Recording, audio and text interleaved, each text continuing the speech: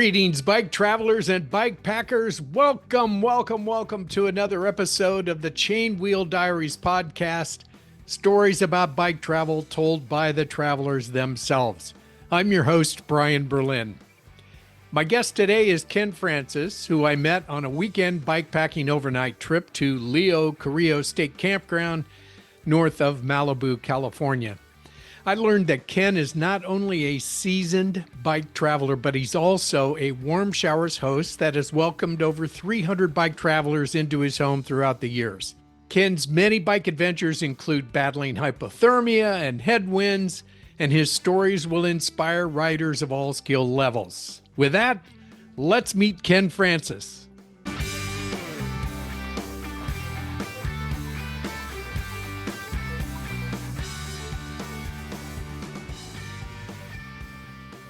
Well, hello again, Ken, and welcome to the podcast. Thank you. Good to be here. Good to see you again, Brian.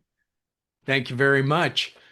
So I'm looking over the email that you sent me with a chronology of your bike trips. And I gotta say, if there was a professional bike adventure tour, you would be well paid.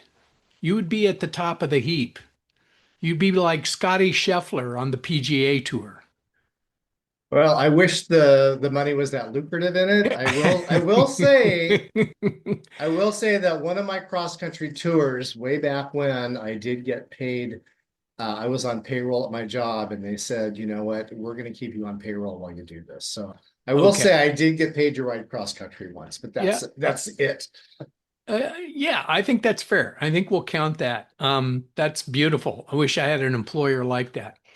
So, from what I gleaned from your email, it looks like 1981 was where you began this adventuring. And, I look back at the 80s and I think, gosh, what did bike and bike wear gear look like then? And you sent me some pictures, so I have a pretty good idea. Yeah, actually, I was wrong with that tourology list. I started in 1976, actually. I was 13 years old, and I did a bike trip with a church. And this really was instrumental because this is what changed my focus and, kind of like totally changed the focus of my life, basically. And I did this bike trip with a high school group at a church, and I wasn't even in high school yet. I was in junior high school, and this was actually the high school college group. And here I'm this scrawny little unathletic kid just begging, can I go? Can I go? And they're looking at me, and I'm like, seriously, I can ride my bike as far as the big kids are. Give me a chance. So it was a 5-day trip. We camped out 2 nights at Refugio. We started at the Nahoki Falls Park, if you know where that is, off the 101, near Buellton, just outside of Buellton, and then rode over the pass to Refugio. And back then, Refugio had really disgusting pit toilets. It's a lot nicer now than it was back then. The second day, they bussed us up to Lompoc, and then we rode back. And then the next day was Carpinteria, and then I think it was McGrath and then Leo Carrillo, or was it just straight Leo Carrillo? Anyway, Leo Carrillo and then back to Orange County, California.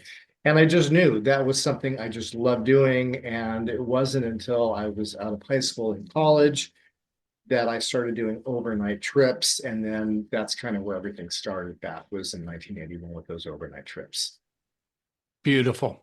1976. So you're on the wave of when the real bike boom kicked off right around then, and Earth Day and the big celebrations and things like that. But I remember 1976, and I was riding a Peugeot and its skinny little steel frame. What were you riding? In the beginning, it was an old KHS bicycle. It was just like I think like a 10-speed, 12-speed bicycle. I think I'm wearing the wrong shirt when we're talking about 1976, because I actually, a little bit later, actually have, and I still have it, the original shirt from Bike Centennial that says the bicycle the RV of the 1980s. I still have that shirt. I wish they would do a reissue of that because it's They amazing. should. So the KHS was stolen when I was in college, and I got an SR, which was another kind of low end, 12-speed bicycle. And when I rode down the coast on my first major trip, which was in 1983, I believe, when I did that trip, there were a couple guys that really turned their nose up at it when they saw it. And like, you actually came through Big Sur on that. You actually did the mountains on this with only 12 speeds. And, I didn't know otherwise. And I'm like, yeah, what was the problem? And two of the guys I met were riding these really nice touring bikes called Specialized Expeditions. Hmm. They had the triple chain ring, they were 18 speeds, they had internal wiring, so you could actually, with a little bottom bracket generator, you could power your own lights back then with the internal wiring. And I saw that bike and I just thought, if I really want to be professional someday, I need to get myself one of those expeditions. And later the next year, I think they went on sale when they were getting ready for the new model at the local bike shop. And I picked up one, and I actually still have it in my garage. I retired it when it hit 62,000 miles. So it was a good bike. Very nice.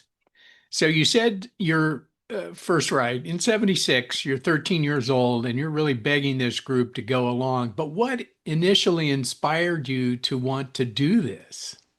I wanted to get out of my house. So I had parents that were very overbearing, very overprotective. Like they didn't want me to go outside and get my play clothes dirty. They didn't like me inside all the time, but then when I wanted to go anywhere, they were very restrictive and limited. And it wasn't until I think I was like 12 years old, and I asked my father if I could ride my bike to Knott's Berry Farm with a friend, just to go for a bike ride. It was about 3.5 miles from the house. And my dad surprisingly let me do it. And his caution was, look both ways before you cross the street. Always And good advice. yeah, I thought I figured that out by the time I was, 12 years old. But hey, so I did that. And the next week I wanted to do it again. And my friend didn't want to go. So I asked my dad if I could just do it by myself. And he said yes. And at that point, I think my parents realized that I could get myself to like my orthodontist appointments, my dentist appointments. It's like, yeah, Ken can ride his bike anywhere. We don't have to take him anywhere anymore. So at that point, my parents kind of had a turning point. But my parents weren't the kind of people like to take me camping, to take me to theme parks. They were pretty much stick in the muds. So with my bicycle, it kind of became my ticket out of the house. And then with this trip with the church, it just seemed like camping and getting out of the house and all the things I loved rolled into one. And like I said, it was life changing. When I got back from the trip, I knew I had to do it again. And if you were to read all my high school yearbooks, every summer my friends would write, Ken, this summer we're going to do that overnight bike trip. And it never happened because, trying to talk people into doing something that they'd never done just really doesn't work out. So it wasn't until after high school when I was in college, I just started doing overnight rides. I lived in Orange County and Cypress, which is North Orange County. Hmm. And I would do weekend trips down to San Clemente, and I would do probably like 8 to 10 overnight trips a week. Sorry, a week, a summer. And I don't know if you remember Oshman's Sporting Goods. Absolutely. Okay, well, I worked at Oshman's for 6 years, Ah, and if I had 2 days in a row off, I was on the bike and I was down to San Clemente. So that was just kind of my thing. And the longest I ever wanted to do was I wanted to do a trip maybe like around the Grand Canyon. Now I didn't look at a map because you technically really can't ride around the Grand Canyon, but I had a couple friends that I was trying to get excited about doing it, and they just weren't into cycling. And I realized when I was 20, almost 21, that that wasn't going to happen. So, and then I looked at a map and realized that you just can't really ride around the Grand Canyon. So I flew to San Francisco and I rode from San Francisco to Cyprus. That was the longest trip I was ever going to do. When I first told my parents I was going to do it, they were like, we forbid you to do it. And it's like, come on, I'm turning 21 on this trip. You can't forbid me to do this. I did it solo. I got off the plane, put my bike together, rolled out of the airport, and didn't fill up on water. I had this I learned a lot of stuff along the way. I had to stop at a firehouse before going over the hills to the coast to get some water. And the next day, I met a cyclist from the Air Force who I ended up cycling with for 3 days. And then he shot off ahead. And then I met up with this guy that was my age who had ridden from Montreal all the way across Canada, learned English along the way, decided when he got to Vancouver, he wanted to go down to San Diego. So we rode for like 3 more days. And this was going to be it for me. I thought, I want to do this big trip and then I'm done. I'm going to focus on school, whatever. But that last day with the guy from Montreal, we split trails up around Palos Verdes. There used to be a youth hostel in San Pedro. And he was stopping there for the night and I was heading home. And when I said goodbye to him, I had the weirdest feeling. It's like, I don't need to stop. I can keep going. And that was kind of the beginning for me because I knew I wanted to do more trips. I didn't exactly know what they were going to be, where they were going to be, how I was going to do them, who I was going to do them with. I just knew that, a 9-day bike trip down from San Francisco wasn't the end of the life.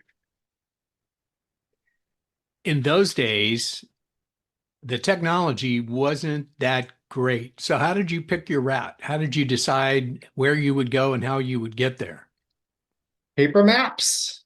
I'd go to AAA and I'd get the AAA maps. AAA actually had a service. There was one guy that if you put your submitted what you wanted to do, he would route it out and give you all the maps. And there'd be little stamps on the map, turn right here, turn left here. The irony is we used those maps with AAA on the first 2 trips I did. And the first trip, they came late. We had already left by the time they came. And the second trip, it was the same way. We had them sent to us and we used some of them. And sometimes we stuck with them, sometimes we didn't. But when back then, there weren't a lot of bike lanes there. You could ride on the interstate. I mean, it was the Wild West back then. So a lot of times it just depended on which way the wind was blowing. And if we felt that somebody gave us some local advice, hey, hit this town, hit this road, this is really scenic. We would do it more that way. So yeah, it actually was a lot freer without the technology, I think, because there was a lot more spontaneous moments that happened, a lot more spontaneity back then. Yeah, I think there's two camps. There's the spontaneous camp, which is I don't need to plan out every day and I'll just go until I don't feel like going anymore. And if there's a place to camp, I'll camp. If there isn't a place to camp, I'll camp anyway. Or if there's a motel or a hotel or something and I'm really super tired and I want to get clean, and they've got room, I'll take it. Then there's, the camp, and I'm kind of in that camp, and I like to plan every inch. And um, I've been told by cycling friends that I need to be more spontaneous. So, where do you see the advantage of that spontaneity, and why should other people give up their fear of the unknown and get out there and do a bike ride?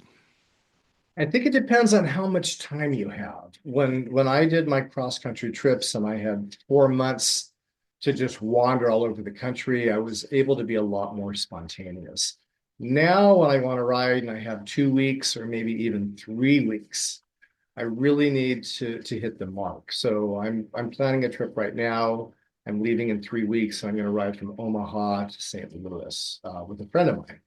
And because we're time limited and there's a couple things we want to see along the way, we pretty much have to figure out where we're going to hit on which day and where we're going to stay. We have a little bit of flexibility usually when we do these trips, some leeway that if there's really bad weather one day or something and we get pushed back, we have an extra day at the end to kind of catch up with that, which usually works out one way or the other to our advantage. So I think nowadays there's not as much spontaneity just because I have a limited time. But if you have unlimited time or you have a large time frame, then it really is nice. I know I host for Warmshowers, and I know when we have guests here, often if we have an event that's like a kayak event, or we have a party at the house, or there's something that's the day after they arrive, we'll ask them, hey, would you like to stay? Because tomorrow night we're gonna go kayaking across the bay, or we're having this big huge party tomorrow. It'd be great if you could be here. And these are people that have that flexibility, and they're like, sure, that sounds like a great opportunity. It just adds more to the fabric of their trip by having an experience like that. So, um, you know, I think both ways work. It just depends on, how much time you have, and what your goals are when you're setting out. I'm curious, not to pivot away from that, but I agree with what you said, and I am going to try and be more spontaneous. That said, I still am restricted by time because I have Mhm. to take paid time off from work, and Yeah. that's so many days. But you're talking about Omaha to St. Louis, and I'm curious about the route you'll take. Will you swing over the Missouri, down through Missouri, and then across the Katy Trail to St. Louis, or will you cut across Iowa? How are you going to do it? We're going to end up on the Katy Trail.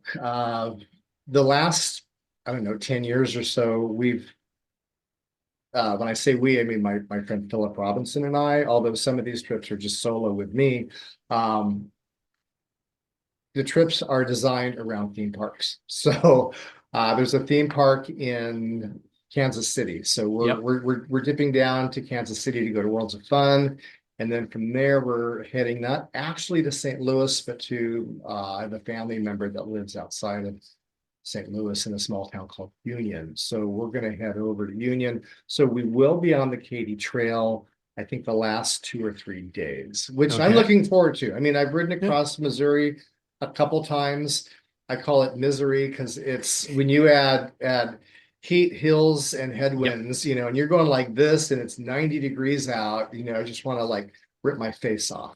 So um, so That was we're my that was my experience in Iowa doing two ragbris was the heat, hills, and headwinds. That time of year in the summertime, pretty tough. Those rollers, you get over one and you're going down, you're feeling pretty good, and then you realize there's about 40 more right in front of you. They just seem to be steeper in Missouri for some reason. I've been across Iowa, I think 3 or 4 times, and I've never really had a problem in Iowa like I do in Missouri. They're just steeper and taller.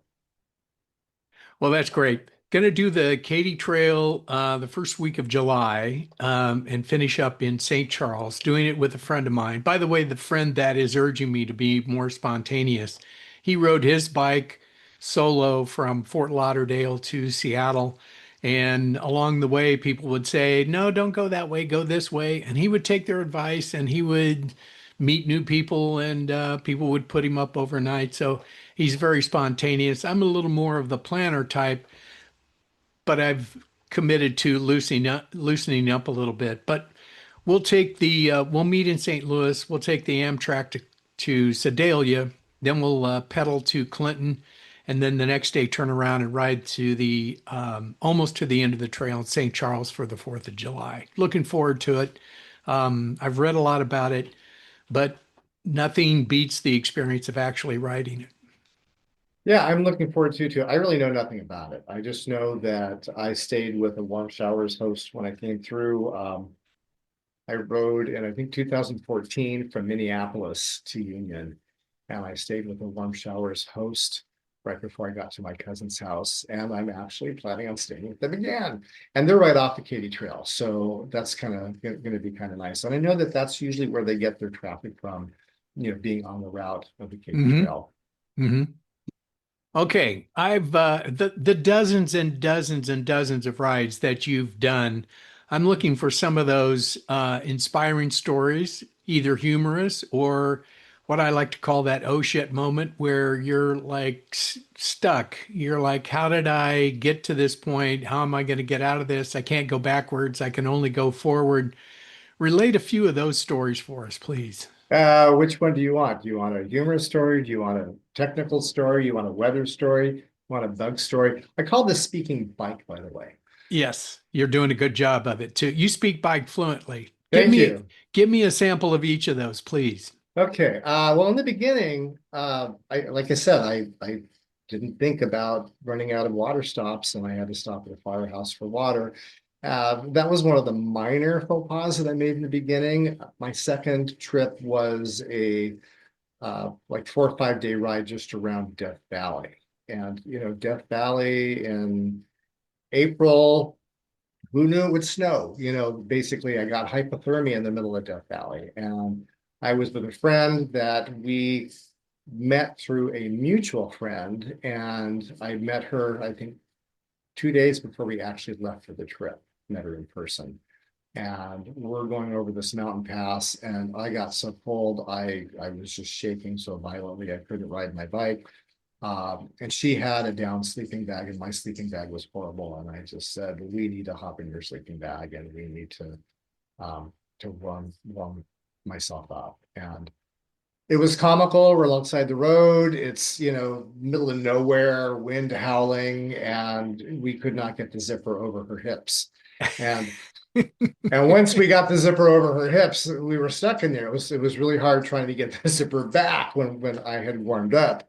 And there were occasional cars driving by us, and we would try to like flag them down, stop, stop. And they'd see this couple lying in a sleeping bag, and they'd just smile and wave at us as they drove by, thinking that we were there having fun or something. Uh, Finally, we got out of the sleeping bag. I warmed up enough. I couldn't move my fingers very, very good. My stove was at the bottom of the pack. So the only thing that we had to eat, and we were starting to get very hungry, was top ramen. So we were just sitting in the dirt, eating the bricks of raw top ramen, trying to pick the crumbs out of the dirt because we were so hungry. And then we started riding, and we were at the top of the valley, and we were heading down into the valley now. And we thought that being downhill would be much easier, but the wind was coming up like 30, 40 mile an hour gusts that we're just fighting to go downhill.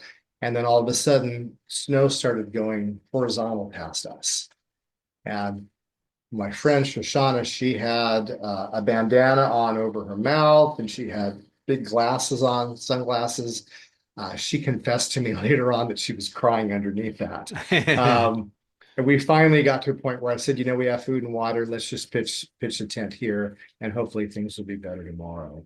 And as we were pitching the tent, a truck stopped, and I said, you have room for us. Can you take us back down the valley?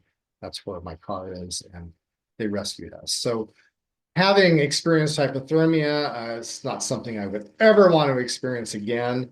I was riding to Vegas like a month and a half ago, and there was no rain on the forecast, so I did not bring a rain suit. And I woke up as I'm wild camping on the climb outside of Baker, California. And I woke up and it was raining. It was 40 degrees out. And I thought, you know what? If I pack everything and start riding in 40 degrees, I'm back in hypothermia again, and I don't have my friend to jump in her sleeping bag this time. So I just hung out in my tent until the rain stopped, and just accepted the situation for what it was and didn't want to make it any worse. I'm curious, pedaling to Las Vegas, I'm curious how you're going to get there. The thought of that really intimidates me, but you seem to be pretty ready for it. Well, I did it when I was 23, so I did it, many, many years ago. So I gave myself some extra time this time. Google Maps was great. Google had me uh, on roads and bike trails until partway up Cajon Pass. And when you get to Cleghorn Road, that's where you get on the interstate. Hmm. And of course, you have to get off the interstate there where the McDonald's is, because that's just a really huge intersection. The most dangerous part of an interstate are the on-ramps and the off-ramps. They are. The shoulders, as my friend Philip says, who doesn't love a 10-foot wide shoulder? Hmm. You've got this big, huge bike lane all to yourself. You just have to be careful of the debris in the bike lane. That's kind of, to me, the biggest downside of riding the interstate. So you take the interstate to the top of the pass, and then once you get to, I think it's Oak Hill Road at the top of the pass, there's a frontage road that follows the freeway all the way into Victorville. And then you can't get on the freeway to Barstow. You have to go around to the west, which adds a few more miles, but it's relatively flat, if not downhill. Whereas if you're on the interstate, you'd have to go up and over this big, huge mountain. And then shortly after Barstow, did I say Bakersfield? Barstow. Shortly after Barstow, you can get back on the interstate and take that past State Line, Nevada, Prim, to the next exit, which I think is Jean. And then from that point in time, you're on frontage roads again. So it's really routing wise, relatively simple. How many days are you allocating for that ride? I did it this time in 6. I did it in 4 last time. And this time, had I not had that morning where it was raining, I think I could have done it in 5. So what I did was I waited. I packed up everything except a tent because right after I packed up everything, it started raining again. Hmm. So I just went in a tent and waited it out, and it stopped raining about 11 o'clock.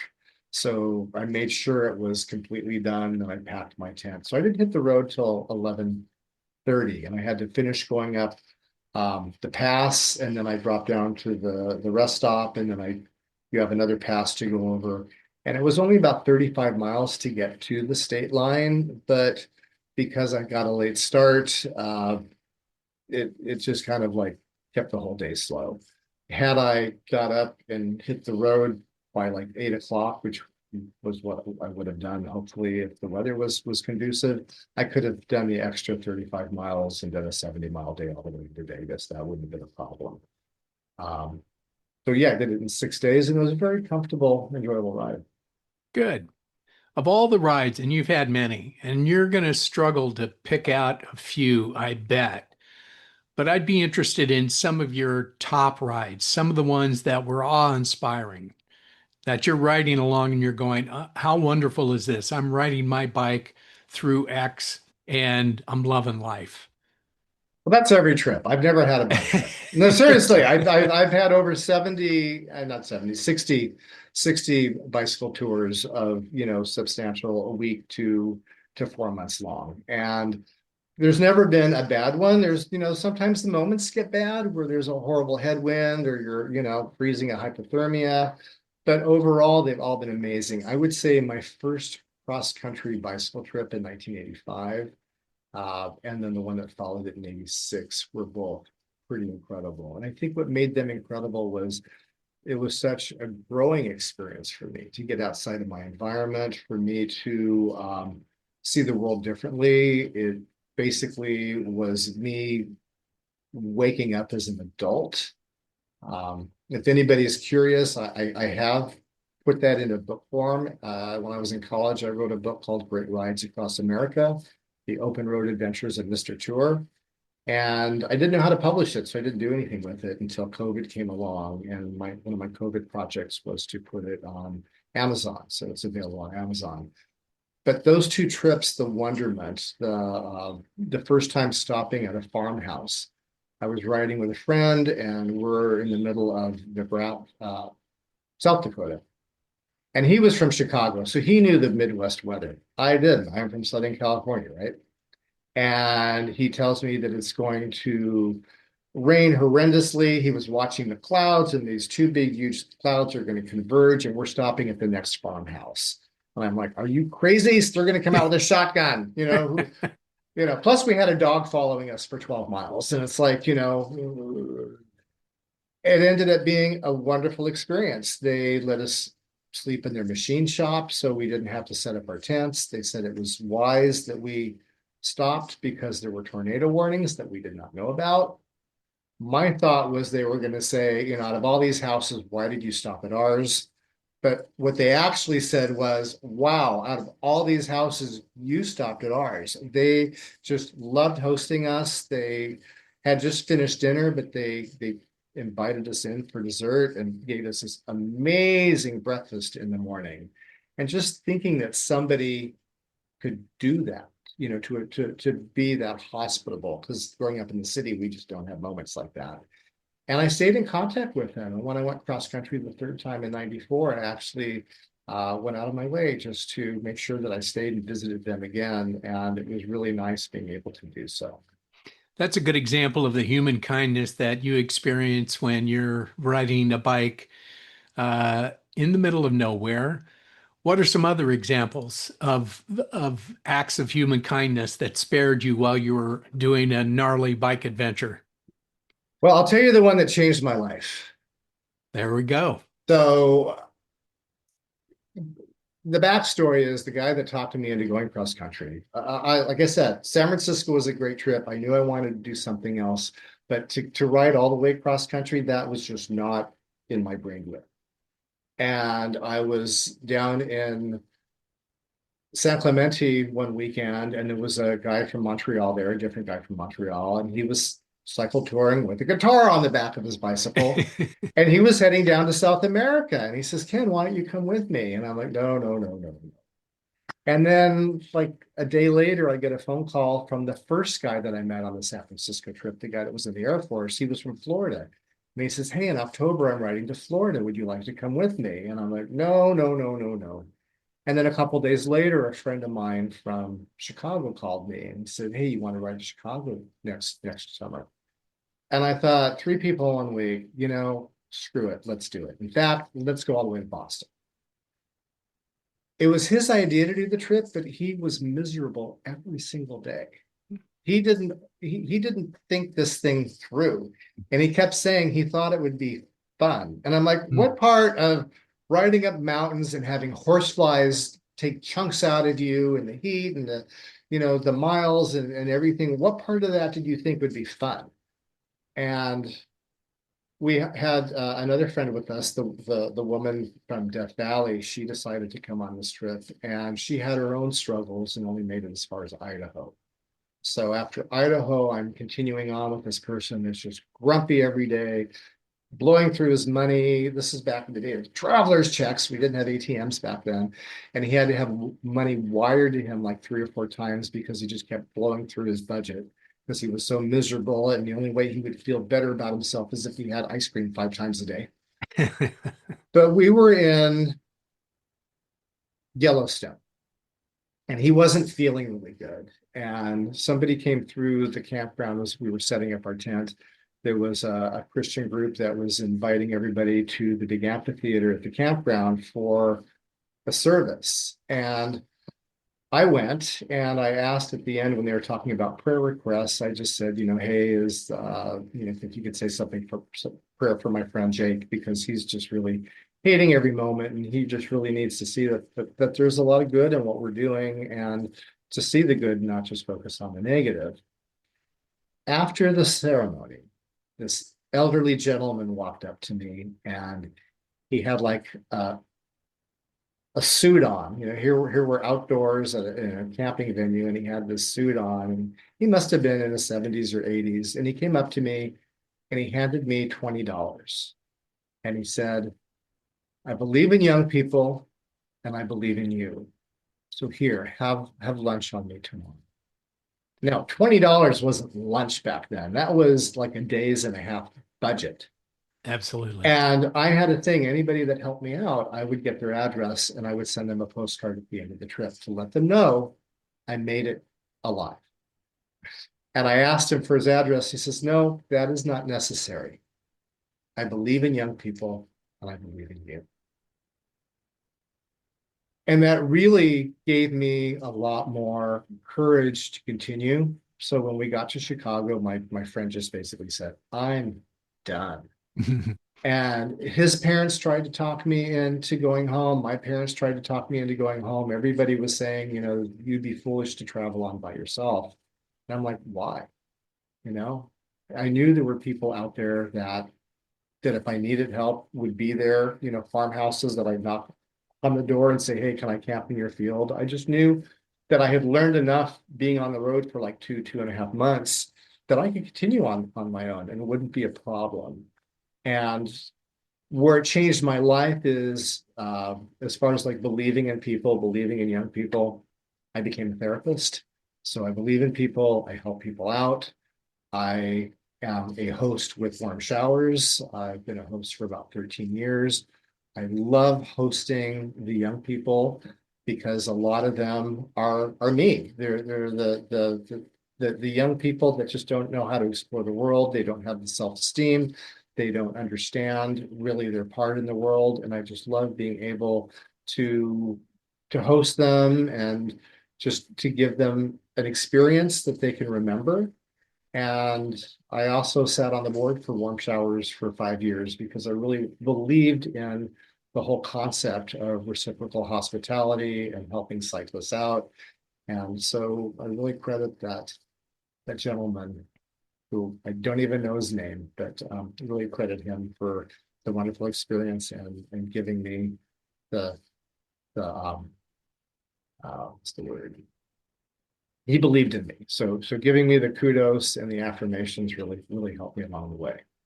Life changing, as you say, Yeah, and you're paying it forward with absolutely. your warm showers hosting. So let's talk about warm showers. When did you join? Let's talk about some of your hosting adventures, but you've probably also been a guest of some warm showers hosts. So let's talk through that. Okay, I think I've been a host about 50 times, and with my partner here in Long Beach, we have hosted. We just had our 326th guest come through here uh, the other night. So very busy route here in Long Beach on the Pacific Coast route, and some people from the Northern Tier, some people from Route 66. I didn't join right away because I didn't have a place where I felt comfortable hosting. I think if I knew now what I knew then, I would have joined because you don't have to have a premier spot. When I was in Paris, I could not find anywhere to stay. I couldn't find inexpensive hotel. I could not find a youth hostel because I was too old to go to the youth hostels. Mhm. Um, and Airbnb, nobody wanted to host anybody that had bicycles because there was nowhere to lock the bicycles up. And I went on Facebook and I just said, is there anybody who knows anybody in Paris who could take me in? And it turns out there was somebody who actually was from San Diego and stayed there for, I think, 3 or 4 nights.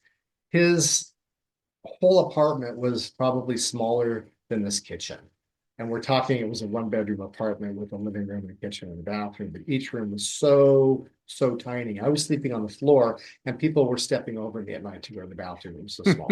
So I realized that, and I was so appreciative of that. I mean, that was heaven for me to be able to have, a host in a place like that, to stay in a big city like that. So I think knowing that I would have hosted sooner, but I do have space here. We've had, I think the most we've ever had in one night is 7 people. When people converge, you know, get requests from one couple and you get a request from another couple from somewhere else and then another couple. It's like, let's just have a big party and have tents in the backyard. My backyard looks like the campground at Refugio State Beach sometimes. But it's joyous. Most people speak English, so even if I have people from different countries, English is the common language, so there's usually not a language barrier. We take people kayaking. I've taken people to Disneyland before, depending on when they're here. So a lot of really neat experiences, and we're talking about some experiences that are unique. There's a couple from Germany that we actually hosted 3 times here because they had a visa that wasn't expiring for a while and they had the time, so they just kept circling through Southern California. So they stayed here 3 times and they kept saying, you must stay with us in Germany. Come to Germany. You must stay with us in Germany. And I looked on the map and they were in a corner of Germany. It's like, I will never be in that corner of Germany. But on a trip a few years ago, we changed our plans and flew into Copenhagen and dropped down to Heide Park to ride roller coasters. It's a theme park. And then realized that they were just like on the way to Berlin from there. So we ended up staying with them, and very happy, energetic people. They hosted us one night at their house, and then they had a bicycle festival that was at a campground about 35 miles away on this beautiful lake. And it was a bunch of cyclists. They were all also Warm Showers hosts. So we spent 2 nights at their bicycle festival and just meeting all these other crazy Germans that had these wonderful stories that just had this exuberance about bicycling. And the couple, Karen and Werner, they actually a couple years later rode their bikes across Mexico and ended up completing the trip here, so got to see them again. And then I'm hoping this summer to be in Germany again and see them. So the reciprocity. There's a host I've stayed at outside of Amsterdam. I've stayed with her 4 times and hope to see her again. So she's like family at this point. We hosted a couple from Brussels here a few years back on Christmas Day. Well, when we were in, Philip and I were in uh, Holland a few years ago, we didn't have time to go to Brussels. They invited us, we just didn't have time. So they took the train out to the town where we were staying and spent the day with our friend in, I always say it wrong, Lederdorp or Lederdorp. And so they got to meet each other and just had a great time. And then when I went a couple of years ago, I went from London to Amsterdam, and Philip was going to go with me, but he fell off his bike and broke his wrist. So he met me in London, but he didn't do the bike portion of it. So he didn't get to hang out with the couple in Brussels, but I got to spend 3 nights with them, and that was amazing. You know, it's like you host people here and you show them your world, and then you stay with them and they show you their world. So I'm hoping to see them again this summer as well.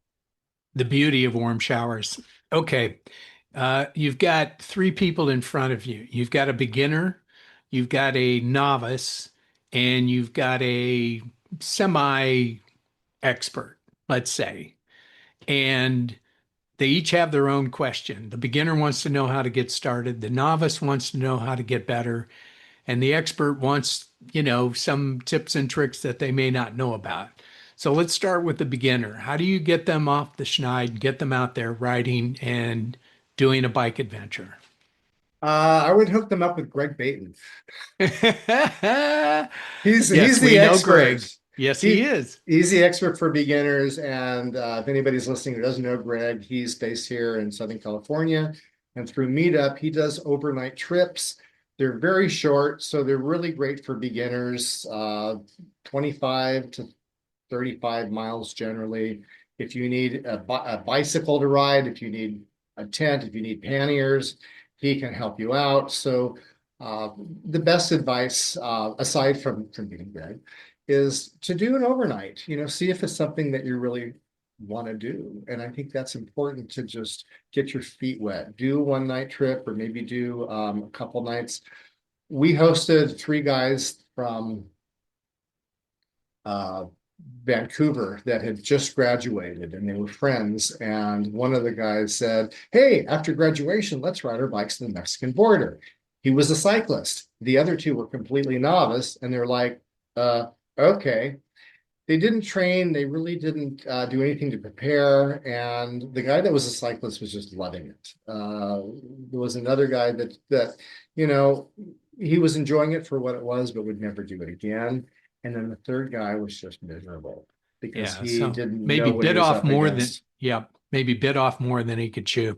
So yeah, working your way up to a longer trip, probably a better idea. Yeah, he bought a pillow. He told me, he's like, "Yeah, if I didn't buy this pillow, I would have like totally bailed out on the trip early on." So Okay. the pillow was the one thing that saved him. But I did ask him, I said, you may never do this again, but how are you a better person, or a stronger person, Hmm. or a more intuitive person for doing this? Because obviously you grew from this experience. So even if you are a beginner and you try it and you don't like it and it's not for you, a couple things you can do. You can just accept that, or maybe you can become a Warmshowers host, because you don't have to tour. The tourists come to you. You hear their stories and you're a part of their journey. So that's it for the beginner. For the intermediate person, I think really getting out there and just stretching yourself. I reached a point where I thought that I was getting old and wasn't going to be doing this much longer. And one of my Warmshowers guests said to me, "Ken, you should go to Iceland. I think you will enjoy Iceland." And that was never anything on my radar. And I called Philip up and asked him, and he said, "Let's do it." So I really think stretching yourself, going somewhere different, somewhere unique, whether it be a different part of the country, a different continent, but to really try to stretch yourself and to do something a little bit out of the norm. You mentioned Greg Baton, and I want to put a plug in for him, but that's how we met. We met last weekend on an overnight from Camarillo to Leo Carrillo, and it was just such a lot of fun. It was a really good trip. So I've done about 4 or 5 of those with this group. So I would also say if you don't live in Southern California, then find somebody like Greg Baton who's doing these kinds of groups. This is a meetup group. So get on Meetup and do some Googling on it and see if you can't find somebody who's doing bike packing trips on weekends that you can join in on. It's been a real eye opener for me. In the few trips that I've done, I've learned so much about just arranging your gear on the bike and the different bikes that people are riding and the different kind of gear. I wasn't a big REI guy, but after a few trips with this group, I got my REI membership and I've started buying like crazy. So it's become kind of a new addiction. I can't wait until next year when I see my rebates and get to apply them as well. But yeah, starting out with those weekend rides, and I mean, they're not a slam dunk. It's a little bit of work and it takes some getting used to having that extra weight on your bike. But getting to a campsite and pulling that gear off and setting up camp and then sitting around and socializing with the group. We had a fire pit, we had a nice fire going. We shared stories. It's really great. So, good advice on that. Since you've been doing this for so many years, what are some of the biggest technological advances that you've seen on bike packing, bicycles, gear, equipment, etc.? I would say the bicycles are a little bit more sturdy now. My Expedition, which has a lot of miles on it, like a lot of the bikes back then, going down hills, if you're going too fast, you start to get this shimmy going, and you have to really try to, keep yourself from shimmying. So bikes are a lot more stable right now.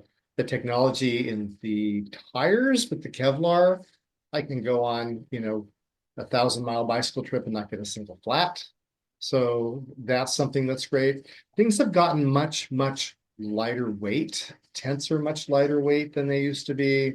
Uh, Rain gear is a lot lighter. My first couple trips, I had vinyl rain suits that, were just horrible because you'd be more miserable actually inside the suit than if you're just being rained on. So things are a lot lighter. The technology, Google Maps, I know a lot of people use, is it Komoot? Komoot, there's Komoot. A lot of people use Komoot. I use Google Maps, and it's fun because you never know when Google Maps is going to get you to a place where they're going to say turn right, and you're there and you're in the middle of the desert and there is no right turn. So that's happened before where Google totally has me going through cornfields in the middle of nowhere. In Germany, we were in France. There were a couple times that it had me going through cornfields on country roads. A couple of years ago, when I was riding from Omaha to Oklahoma City, there was a route that was directly south from this one town to where I was going, and it was 15 miles, and it did show an option that was an extra 15 miles. And I wanted to do the shorter route because it was in a time of the year where the days were short. Uh, and I got to the end of this road, and there was a sign and a gate that said "Do not enter." Well, I could just easily just roll my bike out of the gate. It wasn't a big issue. Google says go, I went. And then another mile later, I get to another sign with another gate that says definitely do not go any farther because this is an active bombing range and there's active bombs and lasers. And I'm thinking, well, I know if I was with Philip, he wouldn't want to do this, but he's not here. And, I could probably do this. And as I'm debating this, a bomb goes off about 50 feet away and this dirt goes flying in the air. And I'm like, okay, I need to turn around here. So Google can be a pain in the ass sometimes, but I think that actually adds to the spontaneity of the trip because it actually gives more flavor and makes the trip not so sterile. So yeah, so we have that now. And riding through Europe, I go to sleep and I hear the Google voice in my head saying, in 500 kilometers, turn left. It's true. All right. You and I, we're both in our, well, let's just say we're senior citizens, good-looking senior citizens. How much longer do you intend to keep doing this? And do you have any long-range plans?